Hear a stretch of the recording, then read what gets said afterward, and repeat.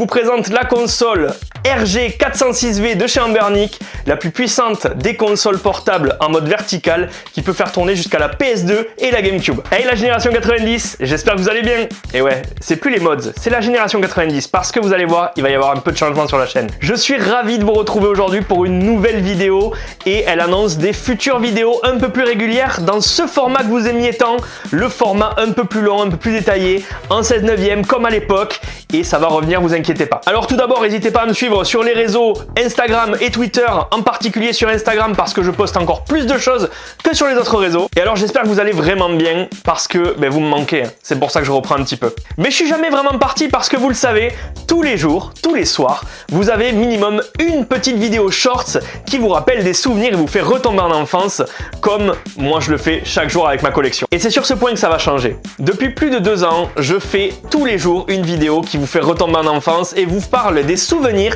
des années 90 et 2000. Et ça va s'accentuer sur la chaîne. Il y aura toujours les shorts chaque jour, mais il y aura quelques petites vidéos qui vont popper sur la chaîne dans ce format-là. Du coup, maintenant, il y aura quoi? Il y aura des souvenirs des années 90-2000 avec un petit tour de ma collection, des petites vidéos sur telle ou telle gamme de jouets. Dès qu'on parlera de props de films, c'est-à-dire de répliques identiques au film, comme le Jumanji, il y aura des courts-métrages avec une équipe de potes sympas là. Et le reste des vidéos, ce sera beaucoup d'high-tech. Parce que, moi j'adore le high-tech, je vais vous présenter souvent et surtout des consoles, que ce soit portables ou pas portables, ou des mini-PC qui peuvent faire tourner de l'émulation pour jouer à des jeux rétro jusqu'à la GameCube, la PS3, etc. Mais aussi des vidéoprojecteurs par exemple, parce que je sais que ça peut vous intéresser comme moi ça m'intéresse.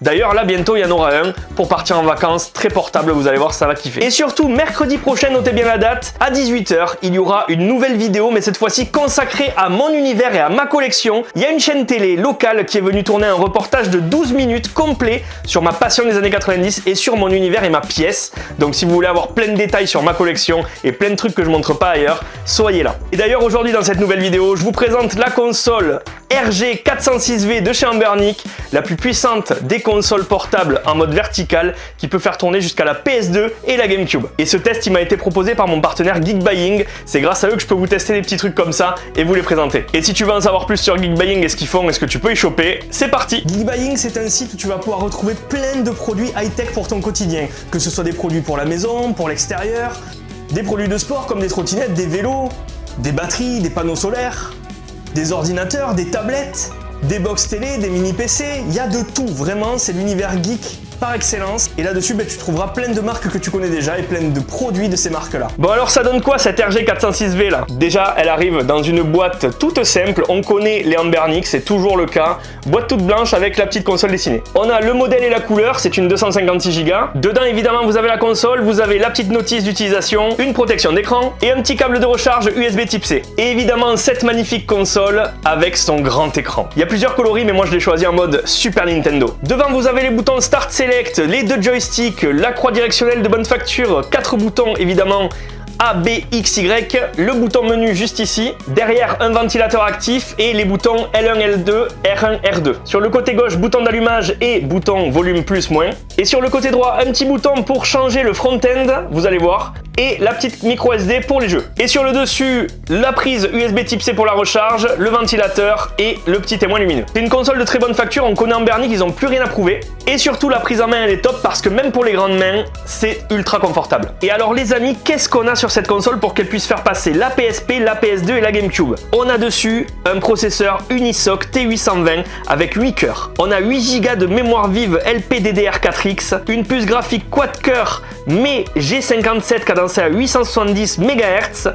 Il y a aussi une batterie de 5500 mAh pour t'assurer jusqu'à 8 heures de jeu en fonction des jeux que tu vas utiliser. C'est une machine qui tourne sous Android 13, donc tu peux faire passer aussi avec la puissance qu'elle a tous les jeux de la bibliothèque Android quasiment. Dessus, il y a 128 Go de stockage d'emblée, mais tu peux aussi étendre ça avec une carte micro SD jusqu'à 2 Tera. L'écran est une dalle IPS de 4 pouces de 960 par 720 pixels. Et je pense qu'on en a fait le tour maintenant, il va falloir la tester. Ah oui, je l'ai peut-être pas dit, mais l'écran est tactile. Hop, vous le voyez, comme d'habitude, une Android. Alors pour jouer, c'est très simple, vous avez déjà le menu Android classique, celui que vous voyez là, avec tous ces émulateurs déjà d'installer, toutes les consoles dont vous avez besoin, de la Game Boy avec des anciennes consoles comme la NES, la Mega Drive, la Master System, les Atari, etc. toutes les vieilles consoles jusqu'à la GameCube PS2 sont installées et vous pouvez jouer. Sinon, autre option, vous appuyez sur le petit bouton juste ici, hop, et vous passez dans un menu déjà préconfiguré avec toutes les consoles. Comme ça, vous avez juste à choisir vos jeux, votre console et puis jouer directement. C'est le menu de la RG 406V, le menu de chez Anbernic. Et vous allez voir, on va cliquer sur la PSP, hop, et vous avez déjà des jeux de préinstallés.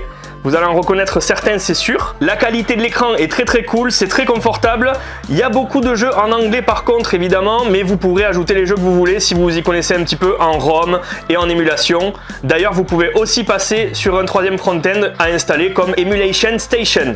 Je l'ai fait sur ma Retroid Pocket 5, je vous montrerai dans une prochaine vidéo. Et là, on est direct dans le vif du sujet, et vous voyez, ça rame pas, c'est juste magnifique. C'est incroyable. La qualité, alors peut-être qu'à l'écran vous la verrez pas aussi bien que moi, mais elle est fabuleuse. Et ça passe très bien. Il n'y a pas un seul ralentissement. Franchement, c'est incroyable. Donc on se doute bien que si la PSP passe comme ça, les autres consoles avant la PSP vont marcher du feu de Dieu. Hein. Voilà, la NES, la Super NES, tout va passer très bien. Hein. Là on est sur du 60 images secondes, pour vous dire un petit peu pour la fluidité. C'est vraiment génial. C'est ultra confortable. Et du coup, pour vous montrer un petit peu ce qu'il y a sur la console, il y a la NES, la Master System, la PC Engine, la Capcom, la Mega Drive, la Game Boy, la Neo Geo, la Super NES, une autre Capcom CPS2, la PlayStation, la Sega Saturn, la Nintendo 64, la CPS3, même c'est les arcades, Game Boy Color, Dreamcast, Neo Geo Pocket, Sega Naomi, la WonderSwan, la PS2, les arcades encore une fois, ici et ici, la GBA, la Atomiswave, la PSP, la Nintendo DS, la GameCube, la 3DS et la Pico 8.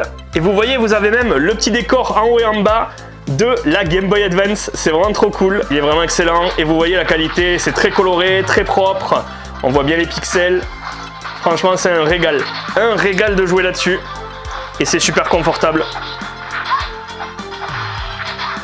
Là du coup on est sur la PS2 avec Devil May Cry 3 et vous voyez ça passe très bien aussi. Alors j'ai dû faire un petit tweak. Sur la console vous faites comme sur Android sur un téléphone et ici vous avez des petits tweaks. Vous mettez ici le High mode pour le CPU. Vous avez deux modes, High ou Auto. Et pour faire marcher le plus de jeux possible, vous mettez en High, c'est-à-dire haute performance en gros. Et là vous verrez, c'est génialissime. Du coup là on est sur 3DS et ça marche très bien. On peut avec le stick échanger les écrans et comme ça l'écran tactile peut être en haut. Du fait que l'écran soit tactile, c'est super pour jouer d'ailleurs sur la DS et la 3DS. Voilà, vous voyez, item, on peut cliquer dessus, on peut aller là où on veut. C'est trop cool et franchement c'est super utile. Vous voyez ça tourne très bien. Après on peut régler la taille des écrans comme on veut, hein. On fait ce qu'on veut, hein. Vraiment. Hein. Mais vous voyez c'est génial. Franchement, c'est incroyable. Je trouve ça trop cool. Ça marche très bien. Évidemment, tous les jeux GameCube et PS2 ne passeront pas forcément à pleine puissance. Il y aura des petits réglages à faire. Je vous invite à regarder des chaînes spécialisées comme Retro Game Corps qui va vous aider à totalement configurer la console. Mais franchement, c'est un truc à faire une fois qu'elle est configurée. Elle est parfaite. Là, je vous montre juste quand vous la recevez comment c'est. J'ai rien fait à part mettre le processeur sur haute performance pour essayer de faire passer le maximum de jeux. Je vous conseille évidemment de vous y connaître un petit peu si vous voulez rajouter des jeux ou mettre les jeux en français, etc. Aller choper des ROM comme vous le savez le faire, hein, évidemment. Mais voilà, déjà, clé en main, il y a de quoi faire, il y a de quoi s'amuser, c'est vraiment cool. Mais sinon, encore une fois, vous voyez, ça marche très bien. Hein. La GameCube, en tout cas sur Wind Waker, c'est top à jouer là en 4 tiers. C'est vraiment très cool. C'est joli.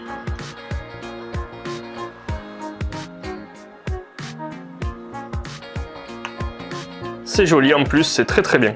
Et tous les jeux que je vous montre, ils sont directs sur la console.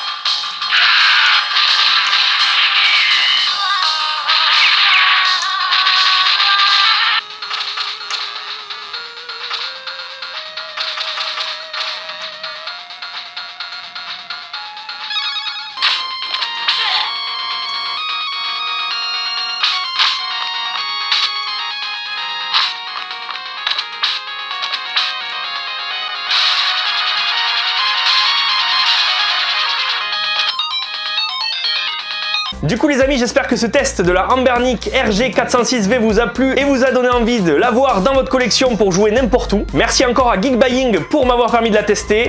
Et je vous retrouve très vite pour le prochain test d'une console qui sera la Retroid Pocket 5. Et sur la Retroid Pocket 5, on est plus sur de la GameCube en mode 16/9. Et c'est un peu plus puissant.